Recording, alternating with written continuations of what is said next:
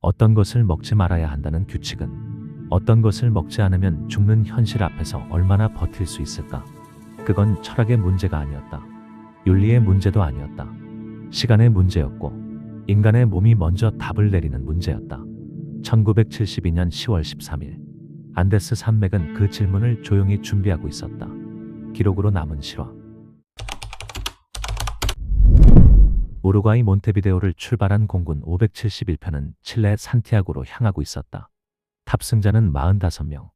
그중 대부분은 22살에서 25살 사이의 럭비 선수들이었다. 이들은 오드 크리스천스 클럽 소속이었고 칠레에서 열릴 경기를 위해 안데스를 넘고 있었다. 금요일 오후였다. 비행기는 멘도사를 경유해 산맥을 넘는 항로를 택했다. 날씨는 좋지 않았지만 조종사들은 비행을 강행했다. 오후 3시 21분 비행기는 안데스 산맥 한가운데서 구름 속을 뚫고 내려가기 시작했다. 고도를 낮추는 판단이 너무 일렀다. 산은 구름 안에 숨어 있었다. 기체 꼬리 날개가 먼저 산비탈을 스쳤고 동체가 두 동강 났다. 날개가 떨어져 나갔다. 동체는 눈 위를 미끄러지듯 내려갔고 바위에 부딪히며 멈췄다.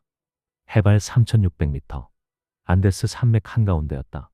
추락 직후 살아남은 사람은 33명이었다. 12명은 즉사했다. 기체는 반으로 갈라져 있었고 뒷부분은 아예 사라졌다. 앞쪽 동체만 남았는데 그것조차 벽 하나가 뜯겨 나간 상태였다. 바람이 그대로 들이쳤다. 바깥 온도는 영하 30도까지 떨어졌다. 첫날 밤 5명이 더 죽었다. 부상과 추위 때문이었다. 아침이 왔을 때 생존자는 28명이었다. 이들은 구조가 올 것이라 믿었다. 비행기에는 라디오가 있었고 멘도사 관제탑과 마지막 교신을 나눈 지 얼마 되지 않았다. 수색대가 곧 올 거라고 생각했다. 하지만 수색은 엉뚱한 곳에서 이루어지고 있었다. 추락 지점이 칠레 쪽 산맥으로 기록되어 있었기 때문이다. 실제로는 아르헨티나 쪽 산맥에 떨어져 있었다. 흰 눈 위에 흰 동체는 위에서 보이지 않았다. 이들에게 남은 것은 비행기 잔해와 그 안에 실려있던 와인 몇 병, 초콜릿 몇 개, 그리고 기내식으로 준비된 간식들 뿐이었다. 45명분이 아니라 애초에 몇십 명을 위한 양도 아니었다. 나눠 먹으면 며칠이면 끝날 양이었다. 첫 일주일 동안 이들은 하루에 포도주 뚜껑 하나 분량의 와인과 손가락 한 마디 크기의 초콜릿을 나눠 먹었다. 눈을 녹여 물을 만들었다. 일부는 가방에서 치약을 짜 먹기도 했다.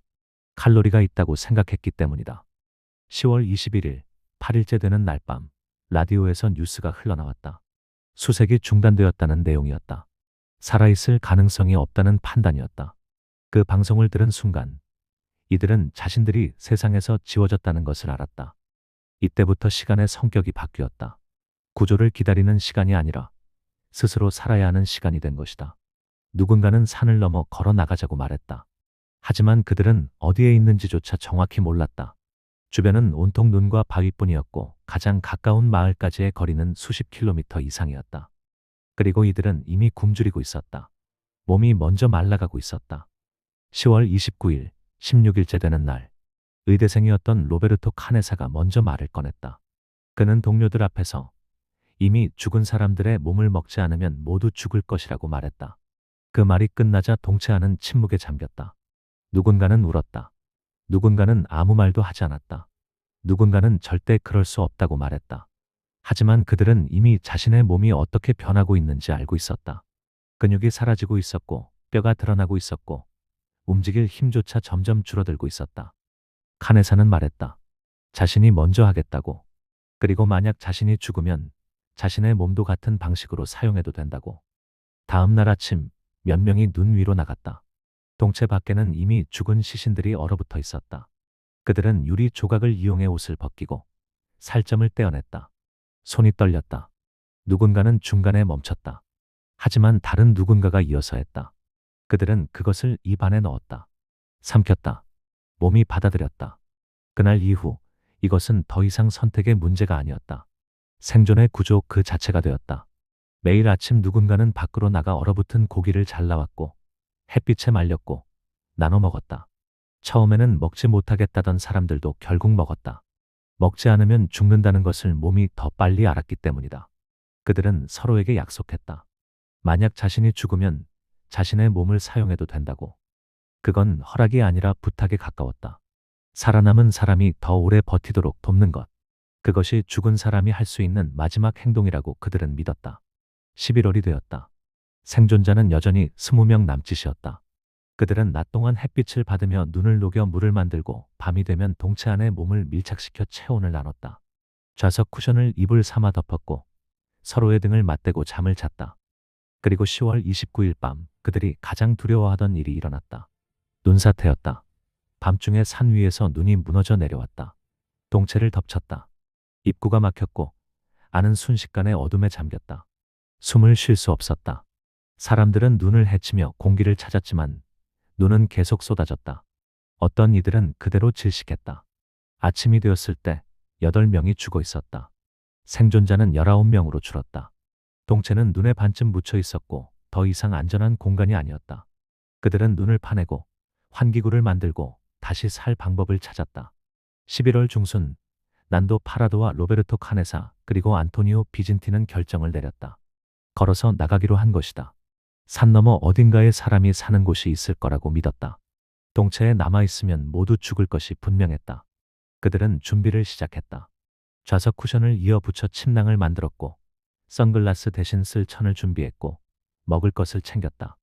먹을 것은 이미 죽은 동료들의 몸이었다. 12월 12일 세 사람은 출발했다. 동쪽으로 걸었다.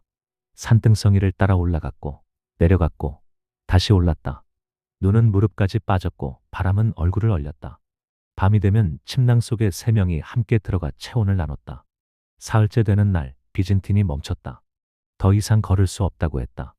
파라도와 카네사는 그를 남겨두고 계속 갔다. 그들은 약속했다. 반드시 사람을 데리고 돌아오겠다고.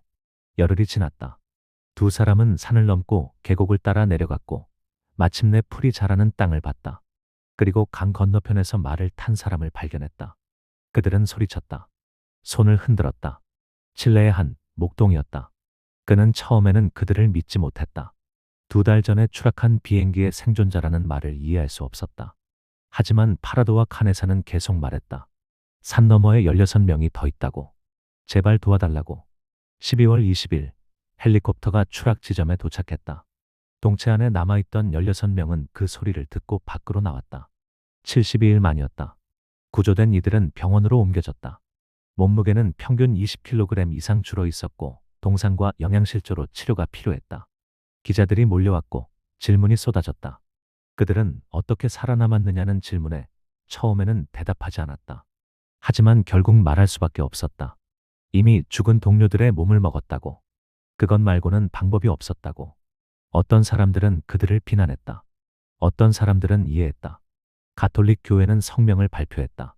극한의 상황에서 생존을 위해 한 행동은 죄가 아니라고. 생존자들은 각자의 삶으로 돌아갔다. 의사가 된 사람도 있었고 사업가가 된 사람도 있었다. 그들은 매년 10월 13일에 모였다. 죽은 동료들을 기억하기 위해서였다. 2023년 이 이야기는 영화 Society of the Snow라는 제목으로 스크린에 올랐다. 감독은 생존자들을 직접 만났고 사건 현장을 방문했으며 가능한 한 사실에 가깝게 재현하려 했다. 영화는 한 생존자의 시점이 아니라 그곳에 있던 모든 사람의 시간을 담으려 했다. 영화 속 눈은 세트장에서 만들어진 것이지만 1972년 안데스의 눈은 진짜였다. 영화 속 선택은 각본에 쓰인 것이지만 그들이 마주한 선택은 대본 없이 주어진 것이었다. 그리고 영화가 끝나면 관객은 자리에서 일어나지만 그들은 72일을 견뎌야 했다. 영화는 2시간이면 끝난다. 하지만 그들이 보낸 시간은 지금도 그들 안에 남아있다.